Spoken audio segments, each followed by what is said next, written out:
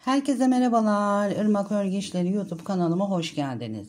Ünlü bir marka çantanın benzerini sizlerle paylaşacağım. Model çok güzel, yapımı çok kolay. İlk olarak tekli trabzanla başlıyorum. Sonrasında modeli uygulayarak İlerledikten sonra büyük bir üçgen yapıyorum. Bu üçgeni istersek daha ortaya veya daha aşağıya da yapabiliriz. Ağız kısmında tekli trabzanla bitiriyorum. Sonrasında 2 tane ayrı çanta kulbu hazırlayıp dikiyorum. Bir bütün olarak gözüküyor. Arkasını çeviriyorum. Başlangıcımızı yaptığımız yerden her sıra ilerlediğimizde modelimiz başlangıcı hafif sağa doğru ilerliyor. Askının olduğu yerde bitiriyorum. Hiçbir şekilde de belli olmuyor. Bir bütün olarak gözüküyor. Modelde de üçgenler karşılıklı oluyor. Bakın boşluklar net bir şekilde gözüküyor. Bu ölçülerde yaptığımızda 190 gram ip kullandım. Ölçümünü veriyorum. Genişliği 36 santim. Uzunluğu ağız kısmından ölçüyorum. 40 santim. Askıdan uzunluğunu ölçtüğümde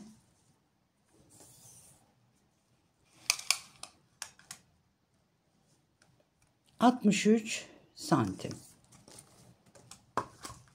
Yapımına başlayalım.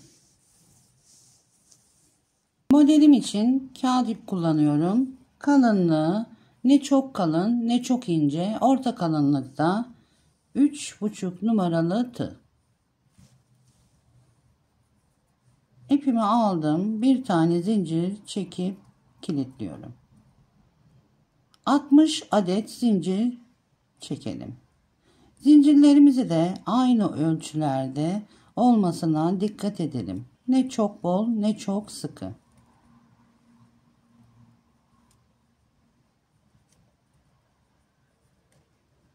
...60 adet zincir çektim. Modelimiz 5'in katlarından oluşuyor. Bir tane de fazladan zincir çekiyorum. Tığıma doluyorum. Örgümü ters çeviriyorum. 1, 2, 3. Üçüncü zincirin arkasındaki kesik çizgiden ipimi çekiyorum. Tığımda 3 tane ilmek var. Üçünü birden çekerek tekli trabzan yaptım. Çakma trabzan da deniliyor. Yarım trabzan da deniliyor. Tığıma ipimi aldım. Zincirin arkasındaki kesik çizgiden ipimi çekiyorum. 3 tane ilmeği tek seferde çekerek tekli trabzan yaptım. Bakın arkalarında kesik çizgiler gözüküyor.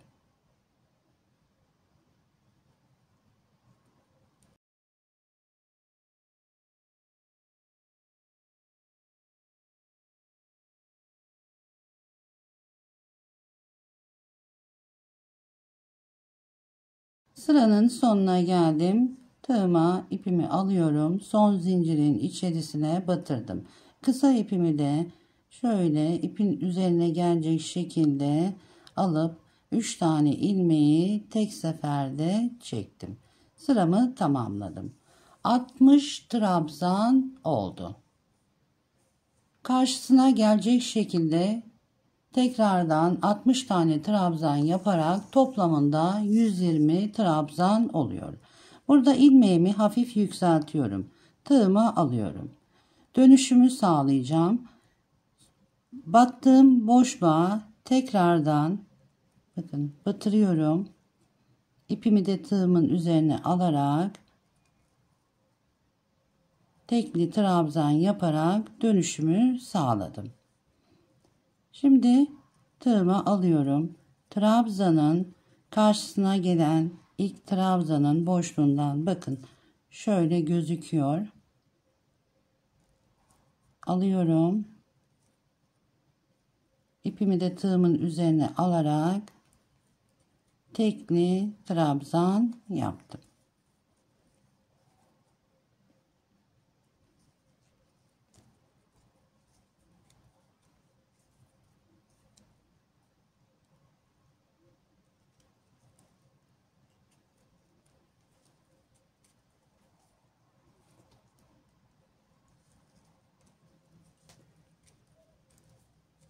İpimi biraz yürüttüm. Burada bırakıyorum.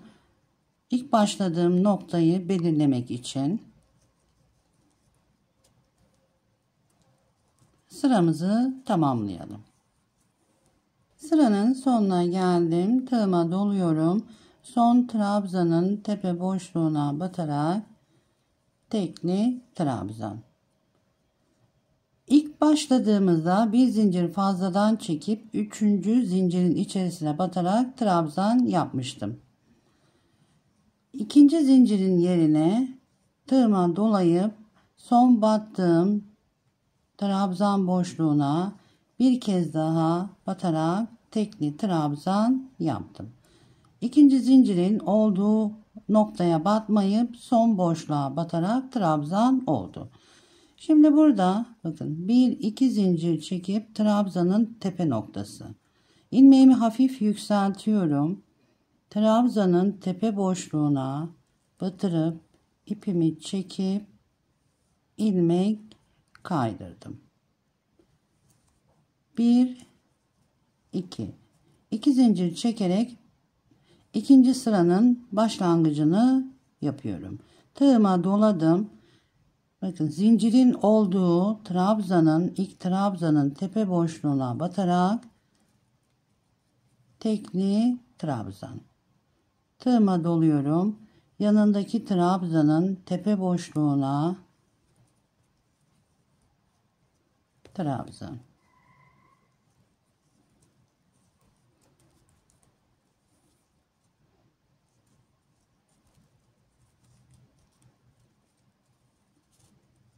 Burası bizim başlangıç noktamız. Trabzanların tepe boşluğuna batarak sıranın sonuna geliyoruz. Burada da her bir boşluğa batarak toplamından 120 trabzan olarak sıranın sonuna geliyorum. Burada da bakın ilk zincire başladığımda ipimi bıraktım. Burası da bizim diğer uç noktası. Karıştırmamak adına burası başlangıç noktası modelimizin. Diğeri de ipimi belirleyici olarak bıraktım. Diğer uç nokta. Bütün boşluklara trabzan yaparak sıramızı tamamlayalım. 1-2 2 tane trabzan boşluğu kaldı. Bakın trabzanlarda muntazam bir şekilde oldu. Tığıma doladım. Modelimizin daha düzgün durması için trabzanları bakın 3 ilmeği birden çekmiyorum. Tığımı içerisinden döndürerek alıyorum. Tığıma doladım. Son boşluğa batırıp içerisinden tığımı döndürerek aldım. Şimdi başlangıçta ilmek kaydırıp 2 zincir çektiğim boşluğa şöyle katlıyorum. Artık modelimiz çukurlaşıyor. Şöyle tutuyorum. Kaydırma yaptığım boşluğa batmayıp 2 zincir çekip trabzanın tepe boşluğuna batıracağım. Trabzanın tepe boşluğuna batırıyorum. İlmek kaydırdım. 1 2 2 zincir çekerek 3. sıraya yükseldim. Başlangıçlarımızı hep bu şekilde yapıyoruz. Bir dahaki sırada da yine ilmek kaydırdığımız yere batmayıp tığıma doladım, zincir çektim, trabzanın tepe boşluğuna batırarak aynı boşluğa trabzan yaparak başlangıcımı yaptım. Tığıma doluyorum. Yanındaki trabzanın tepe boşluğuna tığımı içerisinden döndürerek yapıyorum.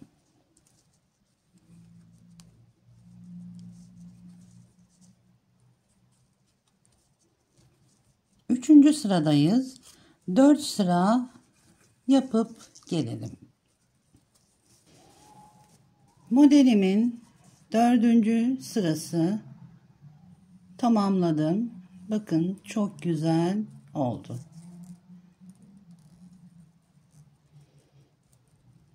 Kenarları ve diğer kenarı.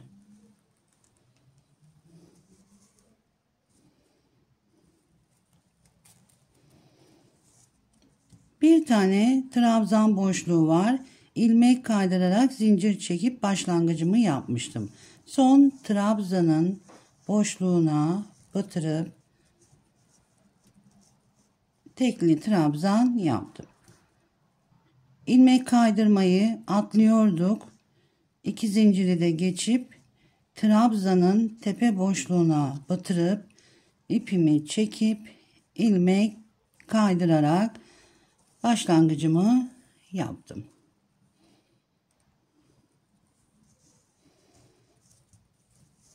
Bu sırada artık modelimi yapacağım.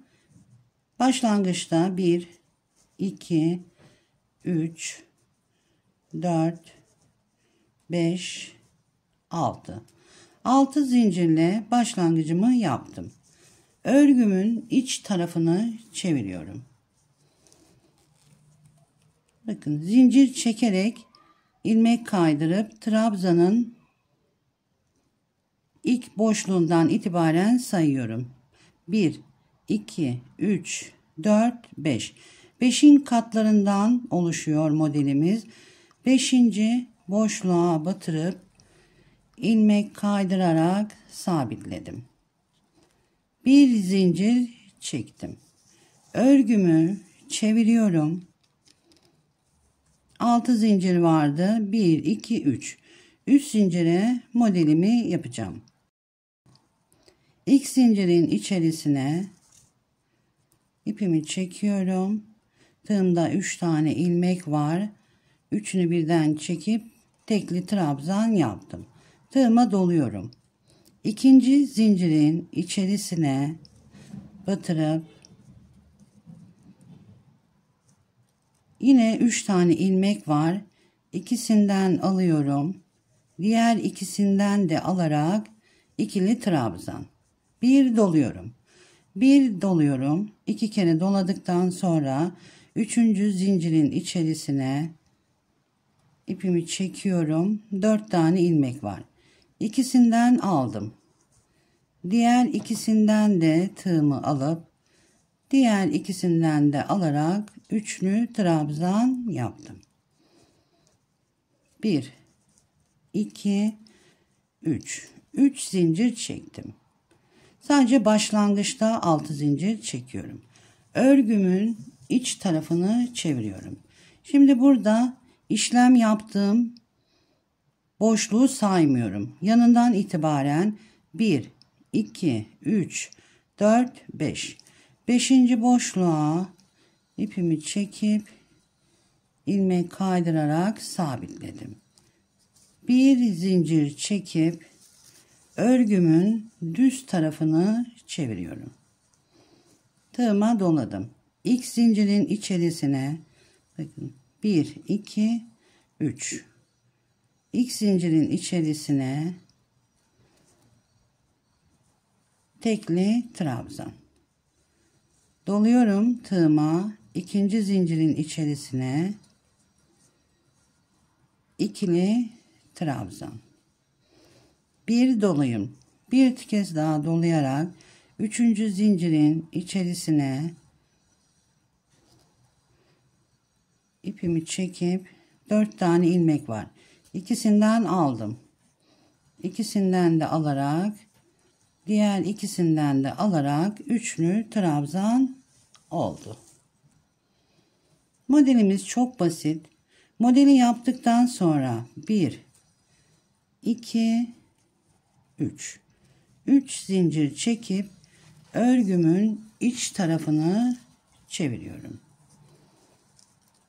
İşlem yaptığım yeri saymayıp 1, 2, 3, 4, 5. 5. boşluğa batırıp ilmek kaydırarak sabitleyip bir zincir çektim. Örgümün düz tarafını çeviriyorum. Bakın 1, 2, 3. 3 zincir var. İlk zincirin içerisine 3 tane ilmeği tek seferde çekerek tekli trabzan. İkinci zincirin içerisine ikili trabzan. Bir doluyorum. Bir kez daha dolayarak üçüncü zincirin içerisine üçlü trabzan.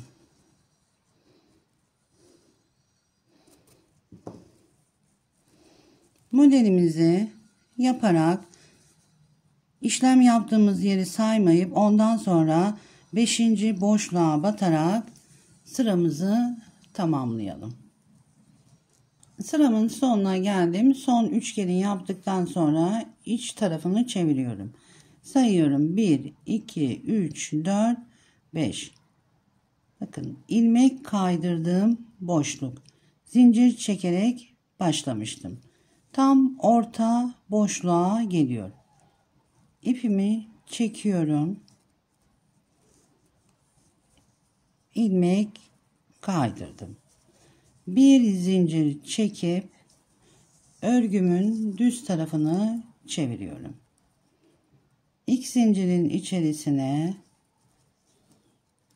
yarım trabzan, tekli trabzan, ikinci zincire ikili trabzan, 2 kere dolayarak üçüncü zincirin içerisine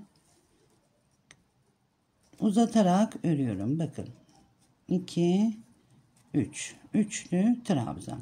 Burada ilmeğimi yükseltiyorum. 6 zincir çekmiştim. 3 zincir çekip modelimi uygulamıştım. Modelin bitişinde 3. zincirin içerisinden tığımı alıyorum.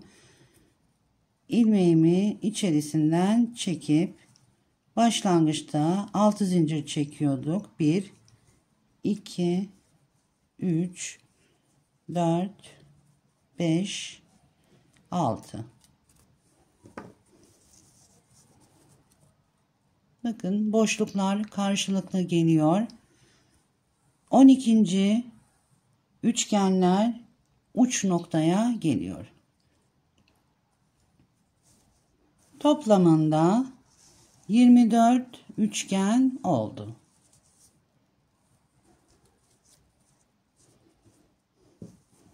Başlangıcımı 6 zincirle başladım.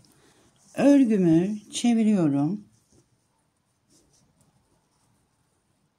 Şimdi burada üçgenlerin arasındaki boşluklara batıyoruz. Ara boşluğa batırıp ilmek kaydırıp bir zincir çektim. Zincirlerimizi çok sıkı örüp gergin olmasın. Tığıma doladım. İlk zincire tekli trabzan. İkinci zincire ikili trabzan. Bir doladım. Bir kez daha dolayıp üçüncü zincirin içerisine uzatarak üçlü trabzan. 1, 2, 3. 3 zincir çekip örgümün iç tarafını çevirdim. Gelen iki üçgenin arasındaki boşluğa batırıp ilmek kaydırıp bir zincir çektim. Örgümün düz tarafını çeviriyorum. İlk zincirin içerisine tekli trabzan, ikili trabzan, 2 kere dolayarak 3. zincirin içerisine uzatarak üçlü trabzan. 1 2 3. Örgümün iç tarafını çevirip ara boşluğa batırıyorum.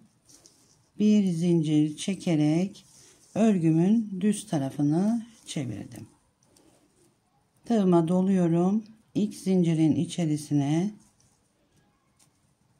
tekli trabzan. İkinci zincire ikili trabzan. 2 kere dolayarak 3. zincirin içerisine de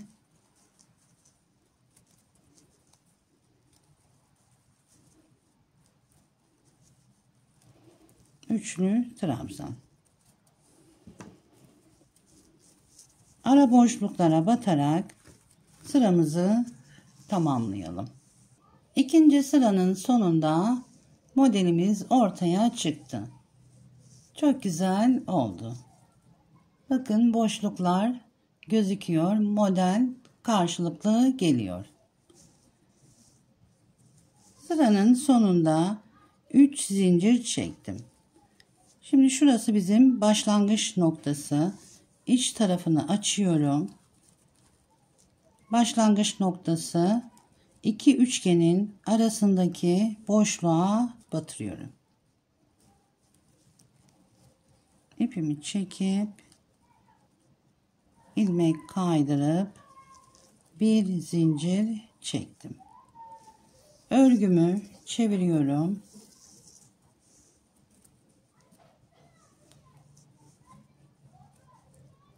Bakın 1 2 3. İlk zincirin içerisine yarım trabzan. İlmeğimi uzatmıyorum. İkinci zincirin içerisine ikili trabzan. Burada hafif uzatıyorum. 2 kere dolayıp 3. zincirin içerisine ikisinden alıyorum. İkisinden alıyorum. Uzatarak trabzan yaptım. Başlangıç noktasına geldim. Üçgen yaptım. Modelin tam dip noktasındaki 3. zincirin içerisinden ilmeğimi çekiyorum. Bitişimizi bu şekilde, başlangıcımızı da her sıra başında 6 zincir çekiyoruz. 2 3 4 5 6. Örgümün iç tarafını çevirdim. 2 üçgen arasındaki boşluğa batırıp ilmek kaydırdım.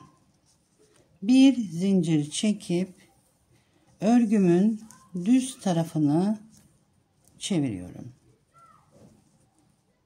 İlk zincire tekli trabzan, ikinci zincire ikili trabzan, üçüncü zincire de 2 kere dolayarak üçlü trabzan. Üçlü trabzanı uzatarak trabzan yaptım. 1 2 3. Bundan sonra hep bu şekilde tekrarını yaparak ilerliyoruz.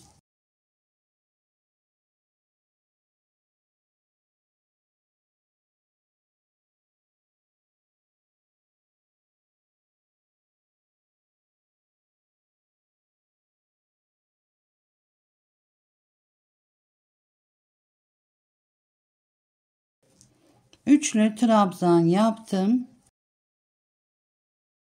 Üçüncü sıradayım. İstediğim ölçüye gelene kadar bu şekilde dönerek yapıyoruz. Başlangıç noktasına geldiğimizde 6 zincir çekip gelen ilk boşluğa üçgen modeli yapıyoruz. Modelimiz de bakın hafif sağa doğru ilerliyor. Düz çıkmıyoruz. Her sıra ilerlediğimizde modelimiz yana doğru kayacak. İlk baştaki üçgenle bakın uç noktada birer üçgen var. İkinci sırada üçgenin kenarlarına geliyor. Üçüncü sırada da diğer üçgen baştaki olduğu gibi ara boşluğa gelerek ilerliyoruz.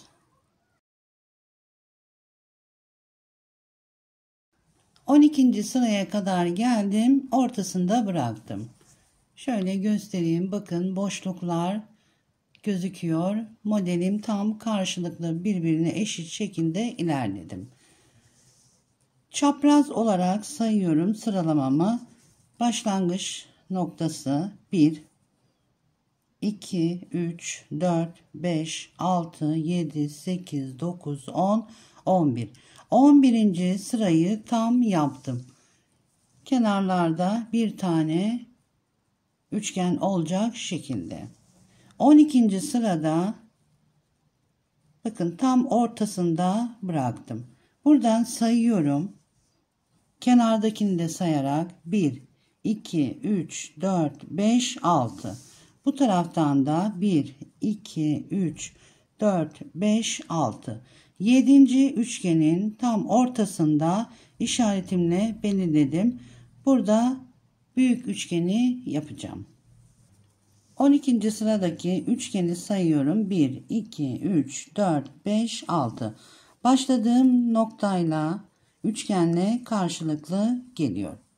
Şimdi burada kapatacağım. Bir zincir çektim. Çeviriyorum. Modelimin iç yüzeyini çevirdim. Üçlü trabzan, ikili trabzan, tekli trabzan. Üçlü trabzanın kenarındaki boşluğa tekli trabzan yaptım. Tığıma doluyorum. İkili trabzanın boşluğuna ikili trabzan. Bir dolayıp bir kez daha dolayarak tekli trabzanın kenarındaki boşluğa batırarak üçlü trabzan. Burada ters üçgen yapmış olduk. Gelen ilk boşluğa batırıp sabitledim. Bir zincir çekip örgümün düz tarafını çeviriyorum. Üçlü trabzanın boşluğuna tığıma dolayıp tekli trabzan. İkili trabzanın kenarındaki boşluğa ikili trabzan. Bir doluyorum. Bir kez daha dolayıp tekli trabzanın boşluğuna batırıp üçlü trabzan. Bakın. 1, 2, 3. 3 zincir çekip örgümün iç yüzeyini çevirdim. Orta boşluğa batarak modelimizi yaparak ilerliyoruz. Bir zincir çektim. Çevirdim.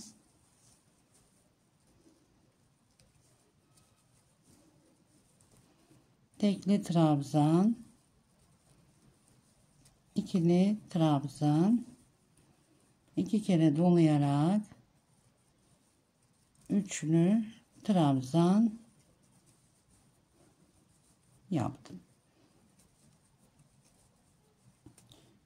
Burada modelimizi devam ediyoruz. Sonrasında başlangıç noktasına gelip dönerek büyük üçgen yaptığım kenar noktaya kadar gelelim. Büyük üçgenin dip noktasına kadar geldim. 1, 2, 3. Üçüncü sırada bir zincir çekiyorum. Örgümü çeviriyorum. Üçüncü trabzanın dip boşluğuna tekli trabzan.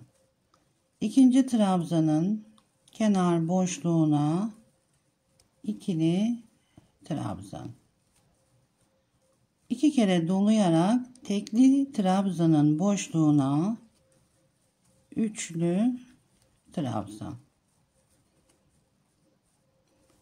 Şimdi burada birleştireceğiz. 2 tane üçgenin ortasına ters üçgen yapmıştım. Şimdi burada sabitliyorum. Bakın tam orta boşluğu.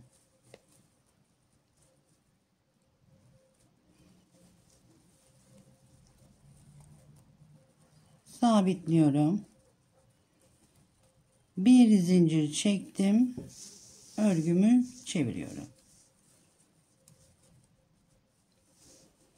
Üçlü trabzanın boşluğuna tekli trabzan, ikinci trabzanın tepe boşluğuna ikili trabzan ve tekli yaptığım trabzanın boşluğuna üçlü trabzan.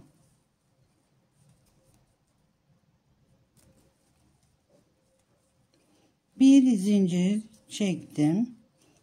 Çeviriyorum. Üçlü trabzanın boşluğuna tekli trabzan. İkili trabzanın boşluğuna ikili trabzan. 2 kere dolayarak tekli trabzanın boşluğuna üçlü trabzan. Burada da gelen ilk boşluğa batırıyorum. Sabitliyorum. Bir zincir çekip örgümü çevirdim.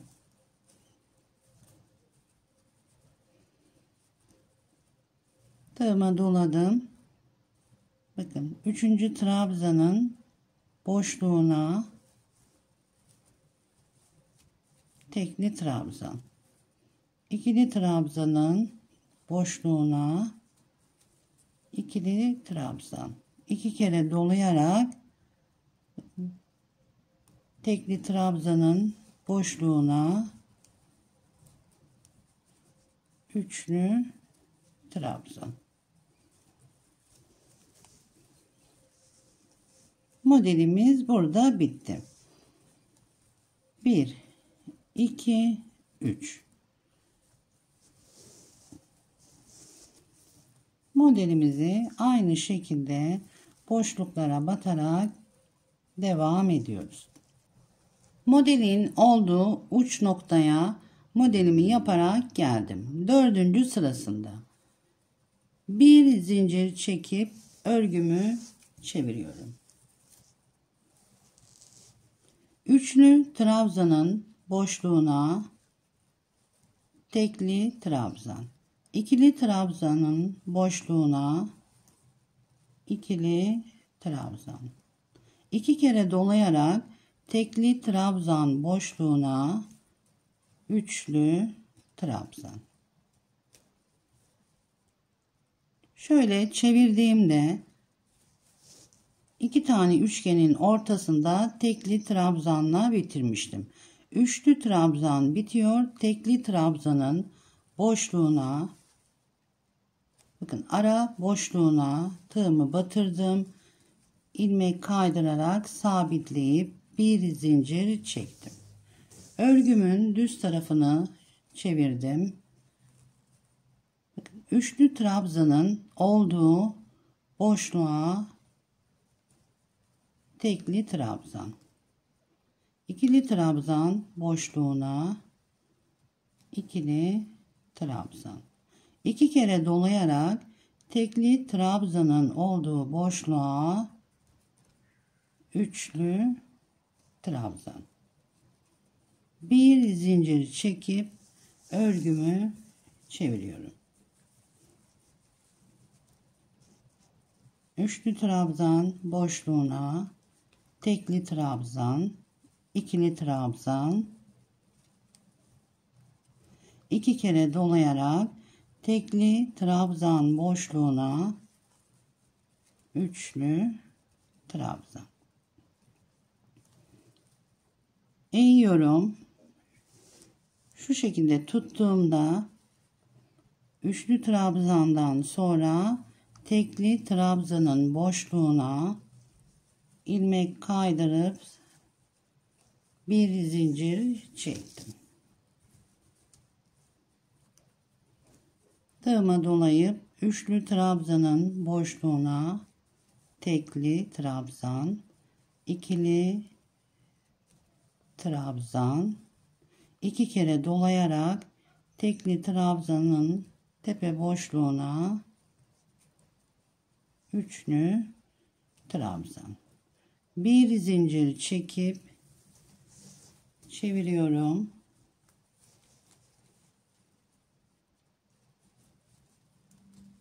Tekli trabzan, ikili trabzan,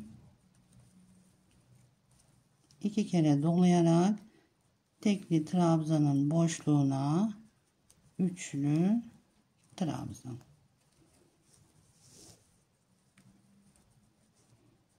Bakın tam orantılı bir şekilde boşluğa ilmek kaydırıp bir zincir çekip örgümü çevirdim. Üçlü trabzanın boşluğuna tekli trabzan, ikili trabzanın boşluğuna ikili trabzan, 2 kere dolayarak tekli trabzan boşluğuna üçlü trabzan.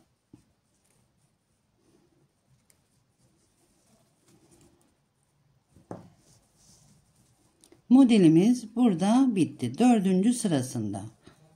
3 zincir çekerek yine modelimizi uygulayarak geliyoruz. 5. sırada modelimizi bitiriyoruz.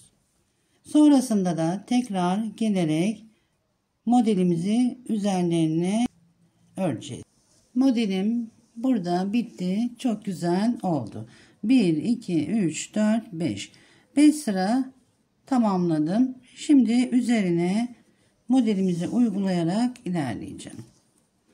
Aynı şekilde yine 1, 2, 3 zincir çektim.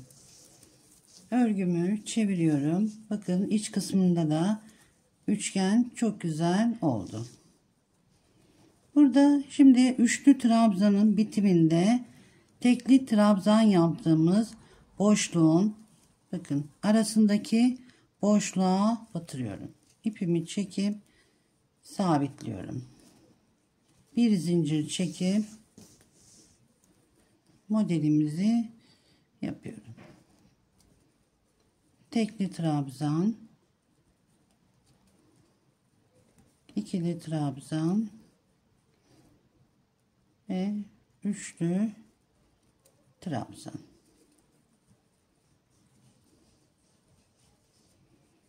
Bir, iki, üç. 3 zincir çekip üçlü trabzanın bitiminde tekli trabzanın boşluğuna batırıyorum. İlmek kaydırıp sabitliyorum. Örgümü çevirerek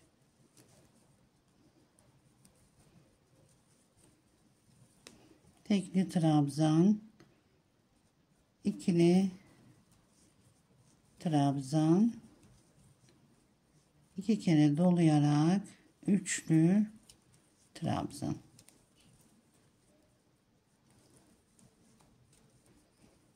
Bir, iki, üç.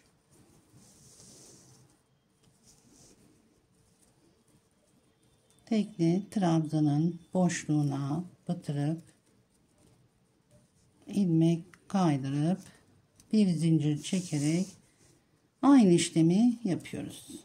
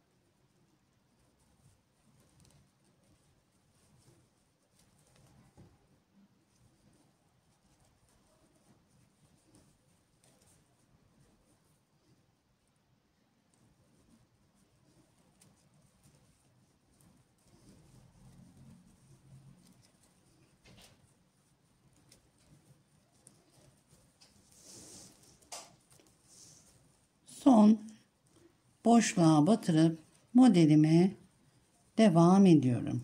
Burada sabitleyip bir zincir çekerek döndüm.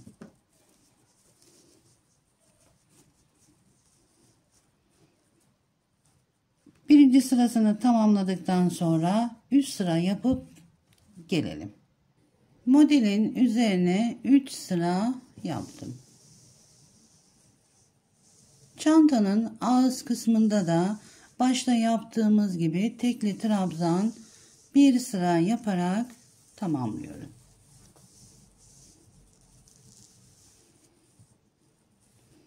Başlangıçta yaptığımız gibi modelin bitiminde 3. zincirin içerisinden ilmeğimi alıyorum. İçerisinden geçirerek 1 2 zincir çektim. Tığıma doluyorum. Zincir çektim. Boşluğa batırıp tekli trabzan. Trabzanın bakın dip boşluğunda küçük bir boşluk var. Tekli trabzan. 2 tane trabzan oldu. Trabzan çektim. Şu ara boşlukta geniş boşluğa 1 2. İstersek bir tane daha yapabiliriz. Gergin olursa tığıma doluyorum. Trabzanın bitiminde bakın şurada küçük bir boşluk var. Boşluğa batırıyorum. Tekli trabzan. Öbür modelin olduğu boşluğa geldim. Bakın küçük bir boşluk var. Boşluğa batırıyorum. Tekli trabzan. Geniş boşluğa 1 2. Bitimindeki küçük boşluğa batırıyorum. Tekli trabzan. Öbür modele geldiğimde hemen küçük bir boşluk var. Boşluğa batırıp geniş boşluğa 2 tane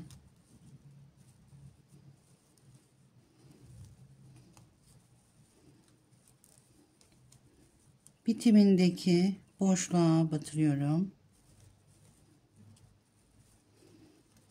Bu şekilde sıramızı tamamlayalım. Trabzanın bitimindeki boşluğa trabzan. Küçük boşluğa orta boşluğa 2 tane. Şimdi burada başlangıçta bir zincir çekip bir de aynı boşluğa trabzan yapmıştım. Burada dip kısmına batmıyorum. Bu son modelin orta boşluğuna bir tane daha trabzan yaparak 3 tane trabzan yaptım. Burada ipimi kesiyorum.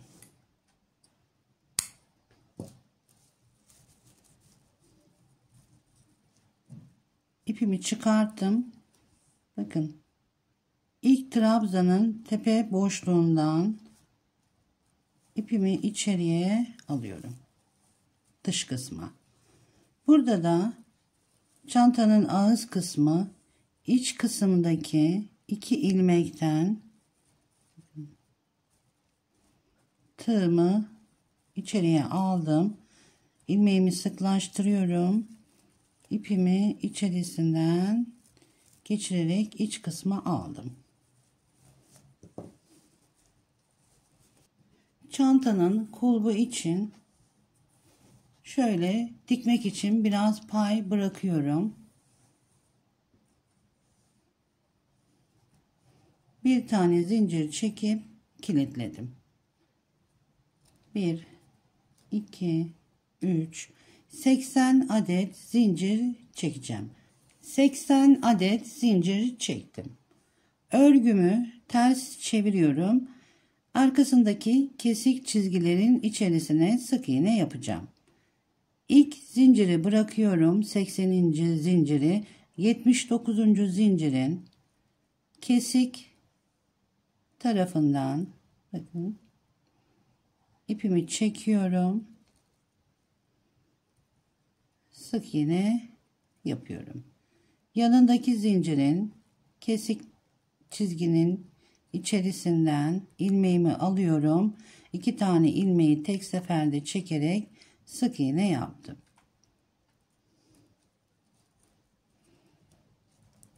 Sıra sonuna kadar zincirlerin kesik olan tarafından sık iğne yaparak sıramızı tamamlayalım.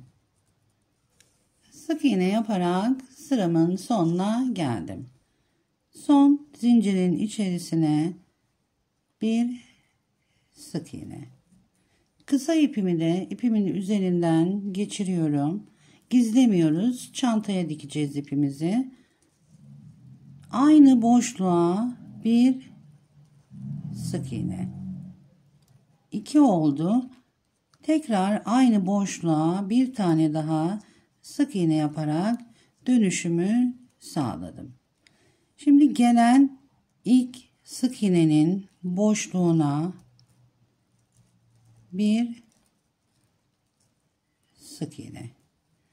Karşılıklı gelecek şekilde sık iğnelerin boşluklarına sık iğne yaparak son sık iğnenin olduğu yere kadar gelelim. Sıranın sonuna geldim. Son sık iğnenin boşluğuna bir sık iğne. Tepe noktasına batmıyorum. Döndüğümde hemen bakın öbür taraftaki boşluktan ipimi çekiyorum. İlmek kaydırıp bir zincir çektim. Burada da dikecek kadar ipimi uzatıyorum.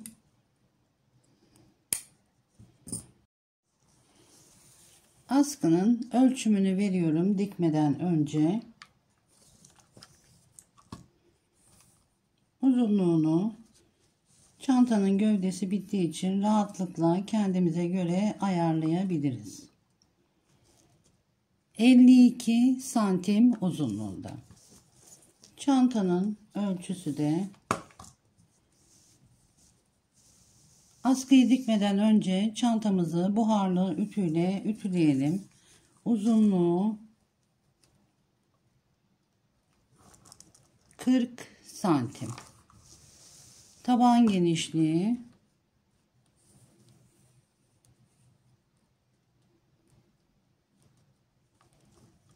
36 santim. Şimdi burada askıyı düz tarafından dikeceğim. 1 2 3 4 üçgenin bittiği dördüncü üçgenden şu şekilde ve öbür taraftan da sayıyorum. 1 2 3 4. Burada da üçgenin bitiminden itibaren dikeceğim. İpimi iğneden geçiriyorum.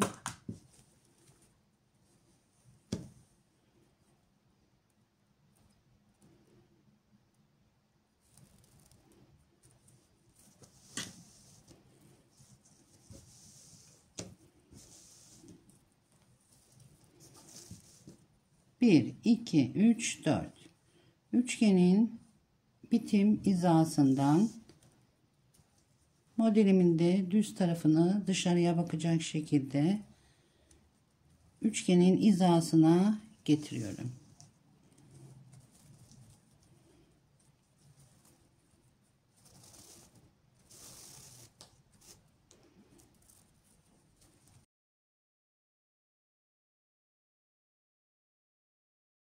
Tam dip noktasından iğnemi geçirdim.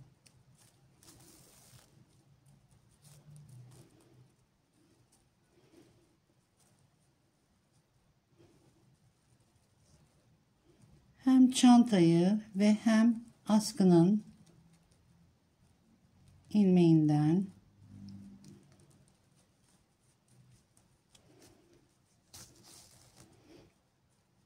geçerek modelimi bozmadan kenarından bakın alıp birleştiriyorum.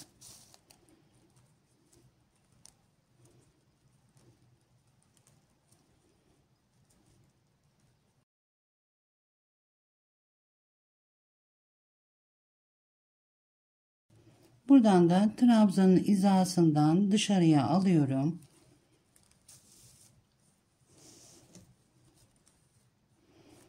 Örgümü bozmadan bakın üst noktasından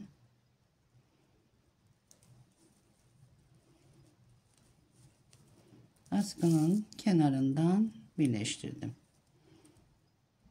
Dip kısmından da çantanın ilmeğinin ucundan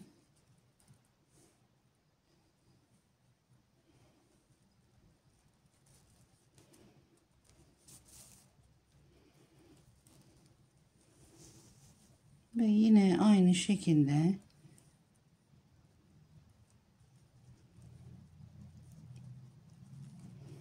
aşağıya doğru inerek dikiyorum.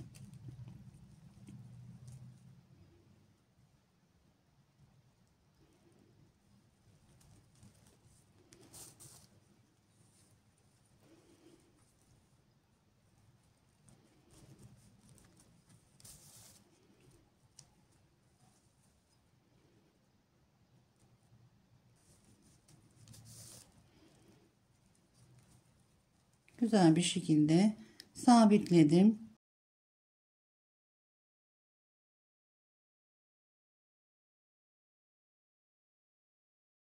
Aynı şekilde 1, 2, 3, 4. yerden dikelim.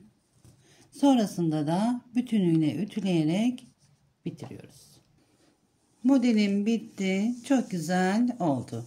Askılarını dikerken ucunda uzun bir pay bırakmıştım. Tekrar aynı yerden geçiş yaparak sağlam bir şekilde sabitledim. Bu ölçülerde yaptığımızda 190 gram ip kullandım. Irmak Örgü İşleri YouTube kanalıma abone olmayı unutmayın. İyi günlerde kullanın. Sevgiyle kalın. Hoşça kalın.